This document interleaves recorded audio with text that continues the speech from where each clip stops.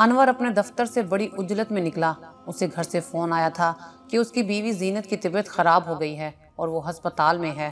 دراصل اس کی بیوی امید سے تھی اور اسے ہسپتال لے جایا گیا تھا۔ وہ بھی دفتر سے نکل کر سیدھا ہسپتال جا رہا تھا۔ اس کی خواہش تھی کہ اس کے ہاں لڑکے کی پیدائش ہو تاکہ وہ اس کا بازو بن سکے۔ وہ راستے بھر زینت کی خیریت اور نرینہ اولاد کی دعائیں کرتا ہوا جا رہا تھا۔ کچھ ہی دیر میں وہ ہسپتال آ چکا تھا۔ وہ فوراً ہسپتال کے اندر داخل ہوا۔ وہاں جا کر اسے معلوم ہوا کہ اس کی بیوی کو آپریشن تھیٹر لے جایا گیا ہے۔ وہ بے چینی کے عالم میں آپریشن تھیٹر کے باہر آپریشن ہونے کا انتظار کرنے لگا۔ آدھے گھنٹے بعد ڈاکٹر شمائلہ نے اسے طلب کیا اور وہ ان کے پاس جا پہنچا۔ ڈاکٹر شمائلہ بولی، آپ زینت کے شوہر ہیں؟ جی ڈاکٹر صاحبہ، میں ان کا شوہر ہوں۔ دیکھیں انور صاحب، آپ کی بیوی بالکل ٹھیک ہے، بس آپ کو یہ بتانا ہے کہ آپ کی بیوی سے جو بچہ پیدا ہوا ہے وہ لڑکی ہے اور نہ ہی لڑکا۔ یہ سن کر اس کے پاؤں تلے سے زمین نکل گئی۔ کیا ڈاکٹر صاحبہ، آپ کیا کہنا چاہتی ہیں؟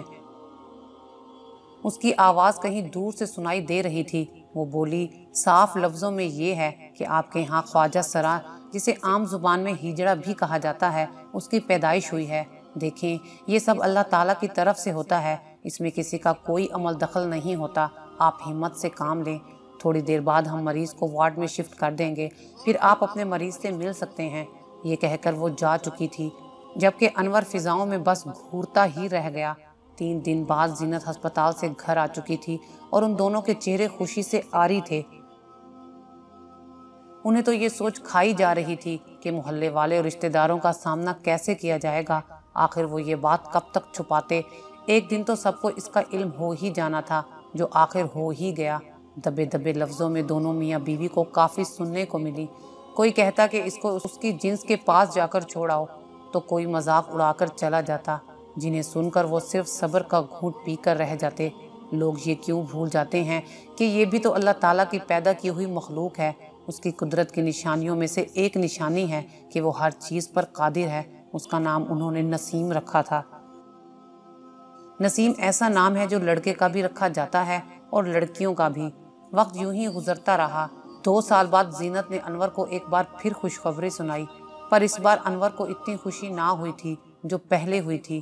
وہ ایک اندیکھے خوف میں مبتلا تھا کہ کہیں دوبارہ تقدیر اس سے کوئی مذاق نہ کر دے۔ اس نے اپنے رب کے حضور خوب دعائیں مانگی۔ آخر اس کی دعائیں رنگ لائیں اور اس کے ہاں ایک لڑکے نے جنم لیا۔ خوشی سے اس کے قدم زمین پر ٹک ہی نہیں رہے تھے۔ اس نے خوب مٹھائیاں بانٹی۔ انہوں نے اس کا نام بلال رکھا اور اب ان کی ساری محبتیں صرف بلال کے لیے تھیں۔ نسیم کا وجود اب ان لوگوں کے لیے بے معنی ہو چکا تھا۔ نسیم 14 سال کی ہو گئی تھی۔ اسے پڑھنے کا بہت شوق تھا۔ وہ بلال کو اسکول جاتا دیکھتی تو اس کا بھی دل کرتا کہ وہ بھی اسکول جائے، پر اسکول تو دور، اسے تو گھر سے باہر جانے کی اجازت بھی نہ تھی، کیونکہ نسیم کے گھر سے باہر نکلتے ہی لوگ طرح طرح کی باتیں کرنے لگتے۔ اس لیے اس کے والدین نے اس کے گھر سے باہر نکلنے پر پابندی لگا دی تھی۔ اب وہ گھر میں ہی ایک طرح سے قید ہو کر رہ گئی تھی۔ اسے گھر میں قید ہونا تو منظور تھا، مگر اب گھر میں ہی اسے ہر دم دھتکارا جاتا تھا، اسے نظر انداز ہی کیا جاتا تھا۔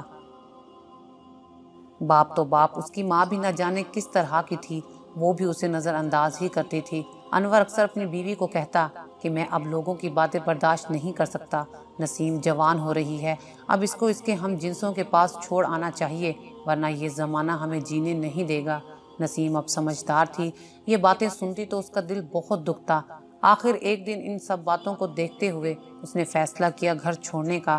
یہ ایک بہت مشکل فیصلہ تھا، پر اس نے کر لیا۔ اس نے یہ بات اپنے والدین کو بتائی۔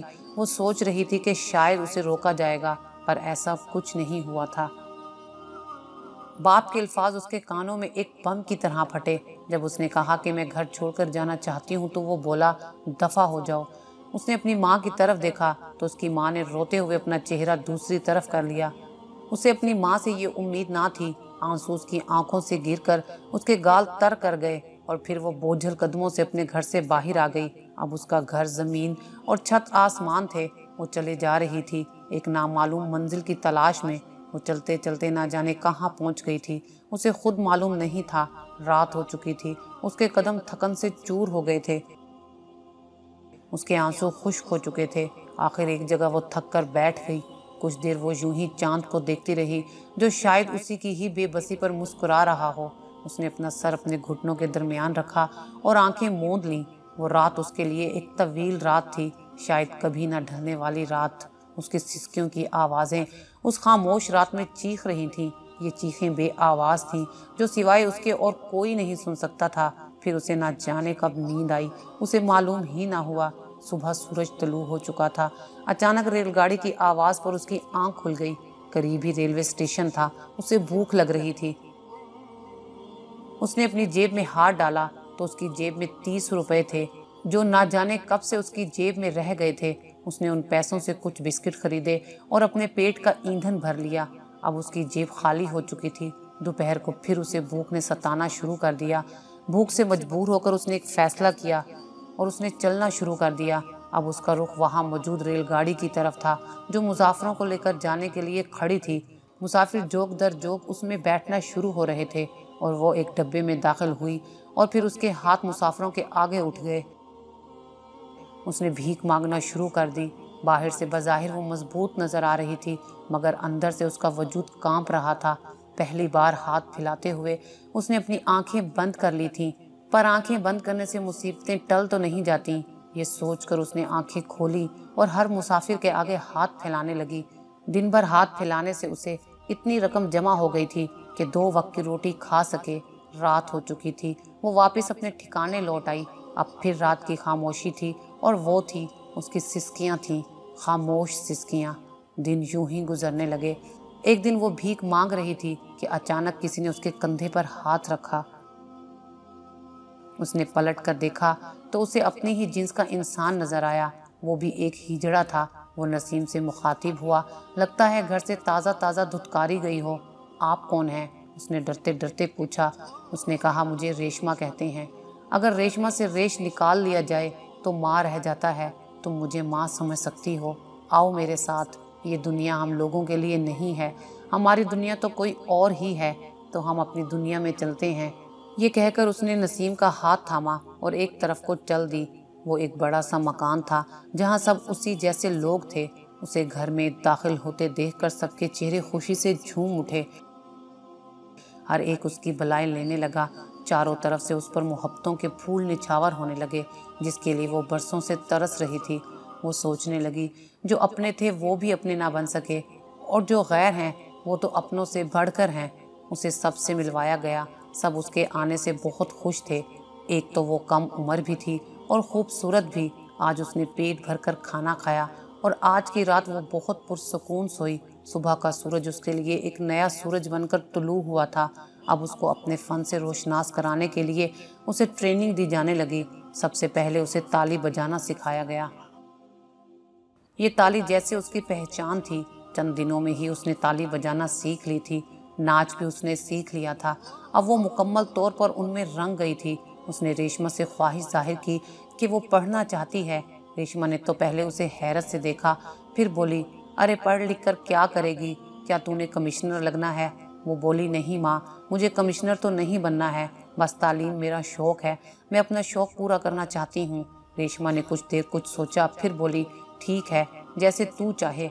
ये सुनकर वो झूम उठी। अब वो अपनी बरादरी वाले लोगों के साथ काम पर निकलती और शाम में पढ़ाई करती। उसने अपने काम के साथ साथ बहुत जल्द जैसे तैसे करके अपनी पढ़ाई मुकम्मल कर ली। उसने ग्रेजुएशन कर ली थी। पहली दफ़ा उसकी बरादरी में किसी ने तालीम मुकम्मल की थी। उसकी तालीम देखते हुए रेशमा ने किसी से उसकी सरकारी नौकरी का कह दिया। उसे यकीन तो नहीं था कि उसे नौकरी मिल जाएगी, पर खुशकिस्मती से उसे नौकरी मिल ही गई।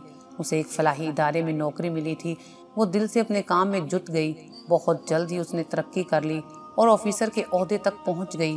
अब वो अपने माँ बाप को याद करके बहुत रोती थी कि काश वो उनके साथ होती और वो मेरी कामयाबी पर बहुत खुश होते। उसे ऑफिसर बनने 3 साल गुजर चुके थे। वो एक दफ़ा सरकारी दौरे पर एक ओल्ड एज हाउस मुआयने के लिए गई।